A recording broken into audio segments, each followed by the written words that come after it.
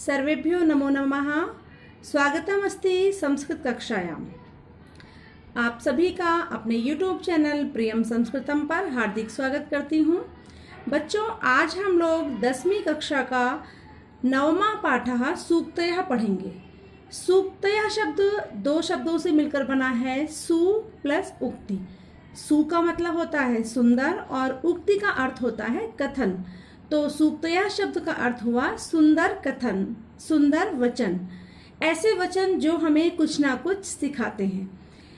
बच्चों, ये पाठ तमिल भाषा के ग्रंथ तिरुक्कुरल से लिया गया है, जिसको तमिल भाषा का वेद भी कहते हैं। और इस ग्रंथ के रचनाकार तिरुवल्लुवर हैं। ये ग्रंथ प्रथम शताब्दी में लिखा गया और इस ग्रंथ में ऐसी बातें बताई गई हैं जो मानव जीवन के लिए बहुत उपयोगी हैं। तो आइए हम शुरू करते हैं इस पाठ को और पढ़ते हैं इस पाठ का पहला श्लोक। पहला श्लोक पढ़ते हैं। पिता यच्छति पुत्राय बाल्ये विद्याधनं महत्, पिता अस्य किं तपः तेपे इत्युक्तिः तत्कृतज्ञता। अन्वय देखते हैं। पिता पुत्राय बाल्ये महत् विद्याधनं यच्छति। अर्थ है इसका, पिता पुत्र को बचपन में महान विद्या रूपी धन देता है। अस्य पिता किम तपः तेपे, पिता ने इसके लिए क्या तपस्या की है, क्या साधना की है। इति उक्ति, ऐसा कहना ही तत्कृतज्ञता, उसके प्रति पुत्र की सबसे बड़ी कृतज्ञता है। अर्थात पिता ने अपने पुत्र को शिक्षित करने के लिए कितनी तपस्या की है, ये कहना ही पिता के प्रति पुत्र की सबसे बड़ी कृतज्ञता है। तो ये था पहला श्लोक। इसके बाद पढ़ेंगे दूसरा। अगला श्लोक है। अवकृता यथा चित्ते तथा वाचि भवेत् यदि, तदेवाहु महात्मानः समत्वम् इति तथ्यतः। यथा अवकृता चित्ते, जैसी सरलता चित्ते चित्त में है, तथा यदि वाचि भवेत्, अगर वैसी ही सरलता वाणी में आ जाए, तो महात्मानः तथ्यतः तदेव समत्वम् इति आहु, तो महात्मा लोग, विद्वान लोग वास्तव में उसे ही समत्वम यानी समानता कहते हैं। कहने का तात्पर्य है कि जिस प्रकार से हमारा मस्तिष्क, हमारा चित्त सरल होता है, निश्चल होता है, वैसे ही यदि हमारे वचन भी हो जाएं, तो महात्मा लोग उसे ही समत्वम कहते हैं, उसे ही समानता कहते हैं कि हमारा मन और वचन दोनों एक जैसा होना चाहिए, दोनों में भेद नहीं होना चाहिए। अगला श्लोक देखते हैं। श्लोक नंबर 3। त्यक्त्वा धर्म प्रदां वाचं परुषां योऽभ्युदीरयेत्, परित्यज्य फलं पक्वं भुङ्क्ते अपक्वं विमूढधीः। यह धर्म प्रदां वाचं त्यक्त्वा, जो व्यक्ति धर्म का ज्ञान देने वाले वचनों को त्यक्त्वा छोड़ करके परुषाम अभ्युदीरयेत्, परुषाम यानी कठोर वचनों को कहता है। सह पक्वम फलम परित्यज्य, वह पके हुए फल को परित्यज्य छोड़ करके अपक्वम फलम भुंक्ते, कच्चे फल को खाता है। वह विमूढ़ी, वह मूर्ख व्यक्ति पके हुए फल को छोड़ करके कच्चे फल को खाता है। तो जो व्यक्ति धर्म की बातों को त्याग देता है और अधर्म की बातें कहता है, वह व्यक्ति मूर्ख के समान माना जाता है। श्लोक नंबर 4 है। विद्वांसः एव लोकेऽस्मिन् चक्षुष्मन्तः प्रकीर्तिताः, अन्येषां वदने ये तु ते चक्षुरनामिनी मते।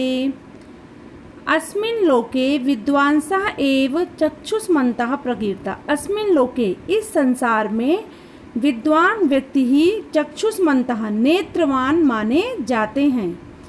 अन्येषां वदने दूसरों के वदने चेहरे पर ये चक्षु जो आँखें हैं ते तो नामिनीय मत है, वे तो केवल नाम मात्र की ही मानी जाती हैं।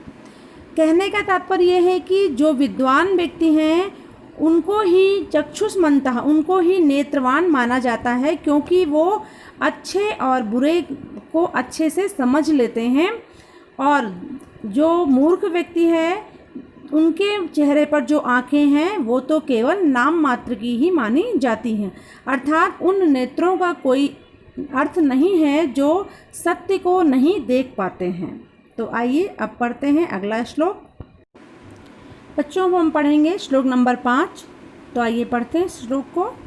यत् प्रोक्तं येन केनापि तस्य तत्त्वार्थ निर्णयः कर्तुं शक्यो भवेद् येन सा विवेक इति रीतः। येन केन अपि यत् प्रोक्तम, जिस किसी के भी द्वारा यत् प्रोक्तम जो कहा जाता है, तस्य उसका तत्वार्थ निर्णय, उसके तत्वार्थ का निर्णय, येन कर्तुम शक्या जिसके द्वारा करने में समर्थ होता है, सा विवेक इति रीता वही विवेक कहलाता है या उसी को विवेक कहते हैं। जो व्यक्ति के द्वारा कही गई बात के तत्वार्थ को जान लेता है, उसके मूल अर्थ को जान लेता है, उसी को हम विवेक कहते हैं। जैसे हम बोलते हैं कि वह व्यक्ति बहुत विवेकी है, तो विवेकी का अर्थ यहाँ पर ये हुआ कि वो किसी के भी द्वारा कही गई बात के तत्वार्थ को जान लेता है, उसके मूल उद्देश्य को जान लेता है। तो ऐसे व्यक्ति को हम विवेकी व्यक्ति कहते हैं और जिसके द्वारा जानते हैं उसे हम विवेक कहते हैं।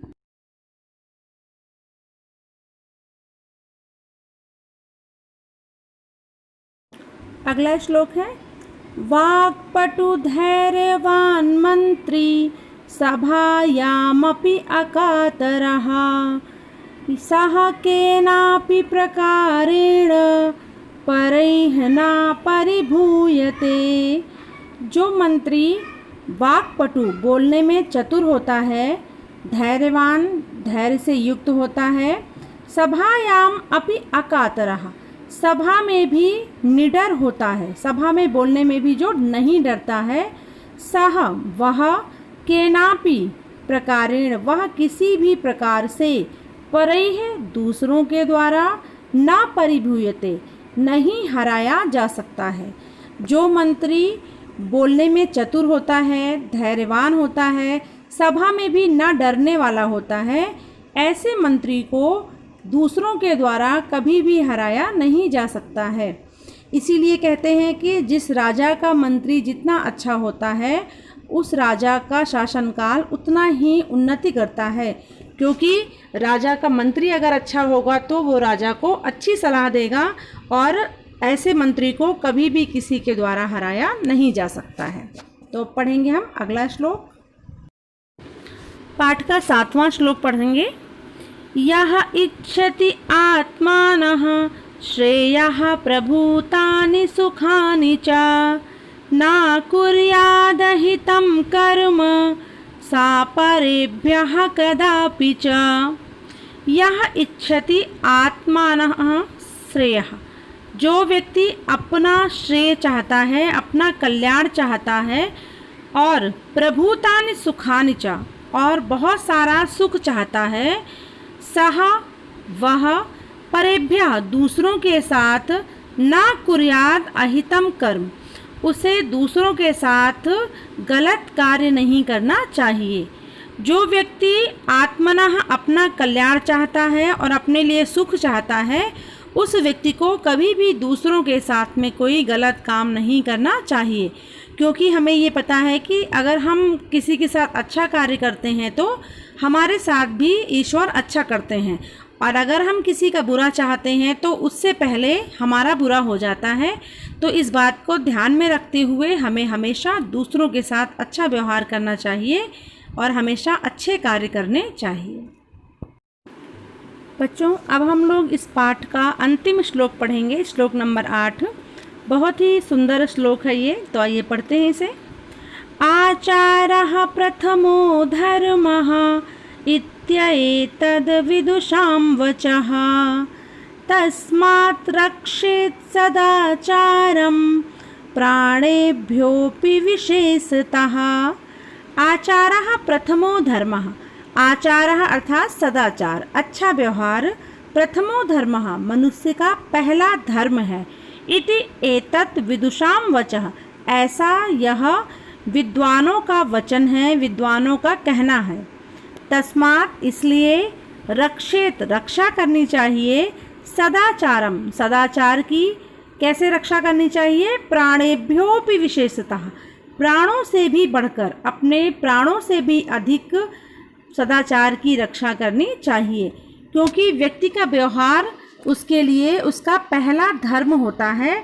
तो हमें अपने सदाचार की, अपने व्यवहार की रक्षा अपने प्राणों से भी बढ़कर करनी चाहिए, ऐसा विद्वानों का मत है।